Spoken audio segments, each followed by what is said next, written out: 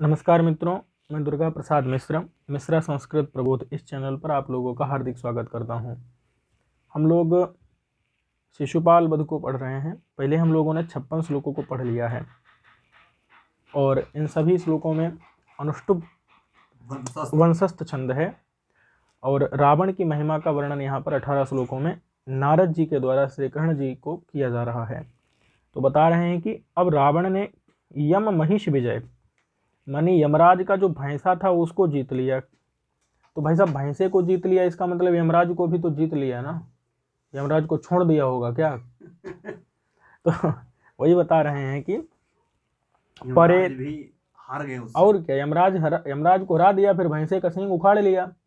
चलिए, परेत भरतुर महिषो मुना धनुर, परेत भरतुर महिषो मुना धनुर विधातु मुत्खात विषाण मंडल हृतेपि भारे महतस्त्रपा भरात उबाह दुखेन भृशानतम सिरहा। देखिए, परेत भरता होता है यमराज, परेत भर्तुहु मतलब यमराज का, महिषः यानी कि भैंसा, प्रेतों का स्वामी परेत भरता माने कि यमराज, और महिषा यानी कि भैंसा, तस्य सवारी। और अमुना का मतलब है अमुना अर्थात रावणेन, इस रावण ने धनु विधातुम माने धनुष को, विधातुम माने बनाने के लिए, उत्खात विषाण मंडल, उत्खातम विषाण मंडलम यस्य, उत्खातम मतलब उखाड़ लिया है, विषाण कहते हैं सींग को, तो श्रृंग मंडल को, सींग के मंडल मतलब दोनों सींगों को उखाड़ लिया है, उखाड़ लिया गया है दोनों सींग, जिसका ऐसा हो गया इनका भैंसा यमराज का। क्यों उखाड़ लिया? धनुर्विधातु माने धनुष को बनाने के लिए, किसके द्वारा? अमुना माने रावणेन, रावण के द्वारा। अब क्या हुआ? हृतेपि भारे, भार के हृत माने हरण किए जाने पर भी, महतस्त्रपा भरात, महतः का मतलब है अत्यंत, बहुत ज्यादा, त्रपा कहते हैं लज्जा को, और भर कहते हैं भार को। तो त्रपा यानी लज्जा के, भर यानी भार से, उबाह का मतलब है बहन किया, दुखेन माने दुख से, भृश आनतम सिरह, भृश माने अत्यंत, आनत माने झुका हुआ, सिर यानी सिर को, उसके भैंसे ने अपने झुके हुए सिर को वहन किया, जबकि हृदय पिभारे, भार का हरण हो चुका था, फिर भी बहुत लज्जा का भार उसके ऊपर चढ़ गया। भाई, भैंसे का सींग तोड़ लिया तो भैंसे को यद्यपि सींग का भार तो हट गया, लेकिन जब भैंसे की पराजय हो गई तो भैंसे के ऊपर लज्जा का भार बहुत चढ़ गया, भैंसा बहुत ज्यादा था, इसलिए भैंसे का सिर झुक गया और झुके हुए सिर को भैंसे ने ढोया। बात समझ में आई कि नहीं? दुखेन माने दुख से, भृश आनतम बहुत ज्यादा झुके हुए सिर को, उबाह माने ढोया भैंसे ने। बात समझ में आई कि नहीं? तो यही बता रहे हैं कि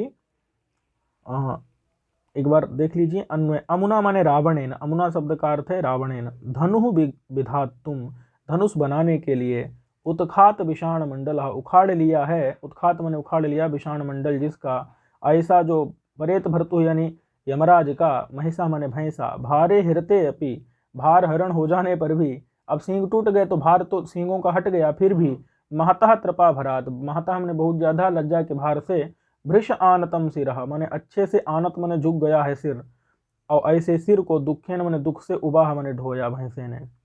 बात समझ में आई कि नहीं?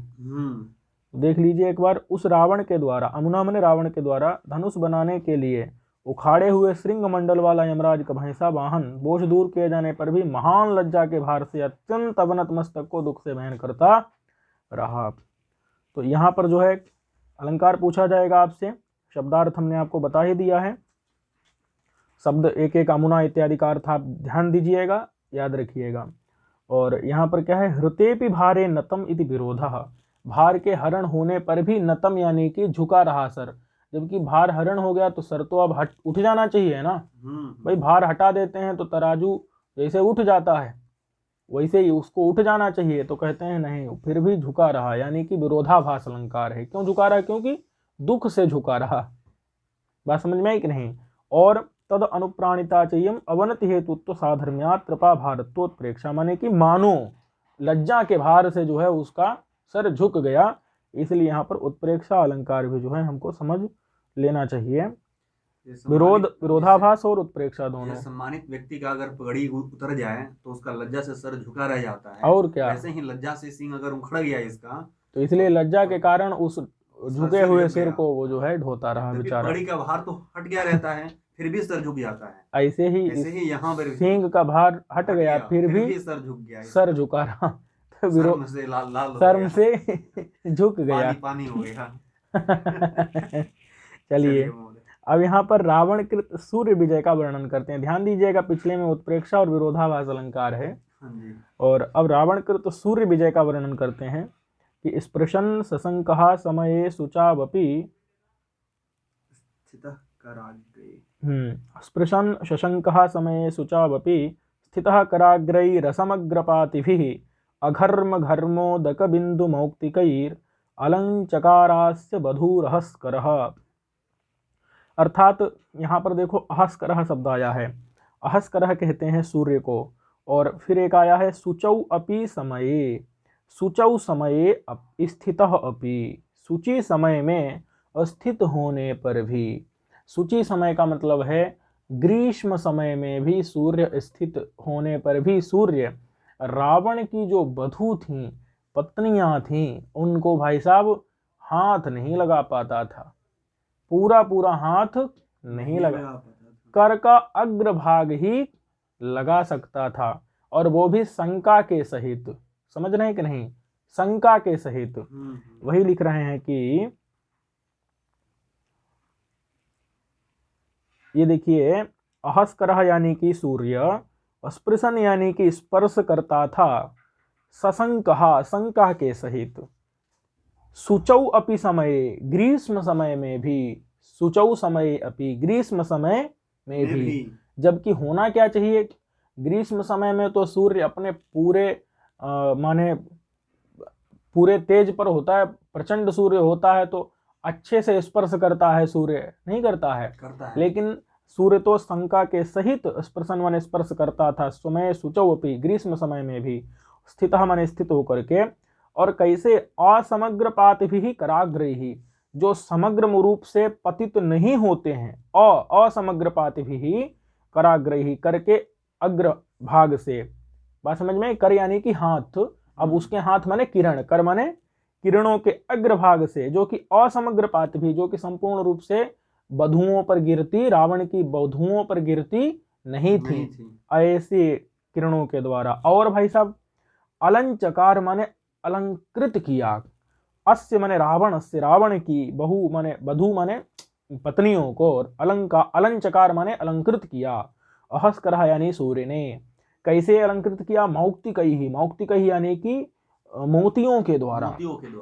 किस कैसे मोतियों के द्वारा भाई साहब, तो बिंदु, उदक बिंदु माने जल बिंदु, और वो जल बिंदु कहाँ से आए हैं, तो अघर्म घर्मोदक, अघर्म का मतलब होता है शीतल, और घर्मोदक बिंदु का मतलब होता है घर्म माने घाम, धूप के कारण जो उदक बिंदु निकल आते हैं, यानी कि पसीना। उदक माने पानी, बिंदु माने कण माने पसीने के बिंदु रूपी जो मौक्तिक यानी मोती हैं, उन मोतियों के द्वारा अलंकृत किया। अस्य माने रावण से, बधू माने बहुओं को, पत्नियों को, अहस्करः यानी कि सूर्य ने।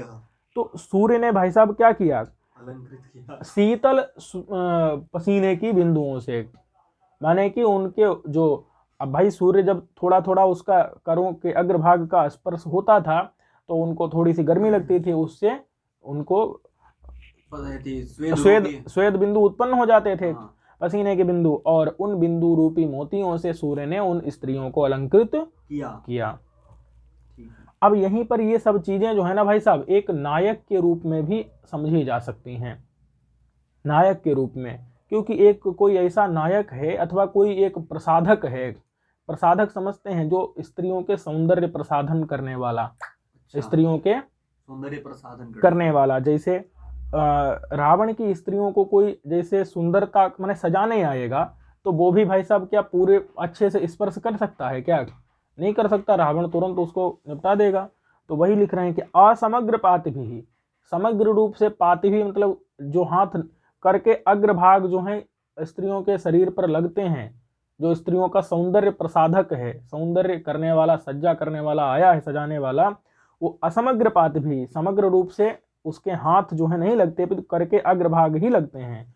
और सुचौ समय भी माने पवित्र आचरण में उस वो वर्तमान है। समझिएगा, जो सौंदर्य प्रसाधन करने आया है वो कोई मतलब पहले से दुष्चरित्र नहीं है, पवित्र आचरण वाला है, फिर भी सशंकः स्पर्शन, शंकया सहित, शंका के सहित स्पर्श करता है, क्योंकि वो रावण की पत्नियां हैं। और हाँ, और मौक्तिकई ही माने मोतियों के द्वारा वह अलंचकार माने अलंकृत करता है, जो स्त्रियों के सौंदर्य को बढ़ाने के लिए, माने सुंदरता सजाने के लिए स्त्रियों को, रावण की स्त्रियों को आया है। तो ये समझिए कि यहाँ पर जो है इस सूर्य के कारण, सूर्य के वर्णन से उस एक सौंदर्य प्रसाधक का भी ज्ञान हो रहा है। एक नायक, मतलब नायक नहीं कही करके उसको सौंदर्य सज्जा करने वाला कहेंगे, उसका भी ज्ञान हो रहा है। इसलिए यहाँ पर उभयार्थ की श्लिष्ट विशेषण महात्म्यात् प्रतीति हो रही है, इसलिए समासोक्ति अलंकार है यहाँ पर। तो ये चीज समझ में आई। जैसे एक बार हम अन्वय देख लेते हैं, अन्वय और अनुवाद देख लीजिए। अहस्कर माने सूर्य, शुचौ समय अपि माने ग्रीष्म समय में शुद्धाचरण में स्थित वर्तमान होकर के, नायक के समान ये ना कह करके स्त्रियों की सज्जा करने वाला, सौंदर्य बढ़ाने वाला, माने स्त्रियों को सुंदर करने वाला, उनकी साज सज्जा करने वाला। अपि माने भी असमग्र पात भी माने संपूर्ण रूप से न गिरने वाले करों हाथों से, और जब सूर्य के पक्ष में कहेंगे तो किरणों से। सशंकः माने शंका के सहित, स्पर्शन माने स्पर्श करता हुआ, अघर्म घर्मोदक बिंदु मौक्तिक यानी शीतल स्वेद बिंदु रूपी मोतियों के द्वारा, अस्य माने रावण की, बधू माने बधुओं को, अलंचकार यानी कि अलंकृत किया करता था। बात समझ में आ गई कि नहीं? तो यहाँ कौन सा अलंकार है याद रखिएगा, यहाँ पर समासोक्ति, समासोक्ति अलंकार है। ठीक है, तो इसमें समासोक्ति है, और पिछले वाले में क्यों नहीं हुए महोदय? नहीं, इसमें काव्यलिंग नहीं है। और पिछले वाले में क्या था? पिछले वाले में विरोध और उत्प्रेक्षा, तो विरोध और उत्प्रेक्षा दो अलंकार वहां पर जुड़े हुए हैं। ठीक है, और इस वाले में समासोक्ति अलंकार है, और प्रत्येक शब्दार्थ में आप ध्यान रखिएगा, अस्य माने रावण का, हास्करा माने सूर्य। तो ठीक है, और प्रत्येक शब्द का अर्थ हमने आपको बता दिया है, ध्यान दीजिएगा, और उनको एक एक शब्द का अर्थ लिख करके तैयार कर लीजिए, क्योंकि शब्दार्थ पूछा जाता है, अलंकार भी पूछा जाता है। अभी कुछ ही माने श्लोकों के बाद एक श्लोक आएगा जहाँ से अलंकार पूछ लिया गया था, 60वें से नहीं, उसके भी आगे 70 के पास में कोई श्लोक है। चलिए ठीक है, इसके साथ ही हम लोग अगले श्लोकों में आपसे मिलेंगे, तब तक के लिए नमस्कार।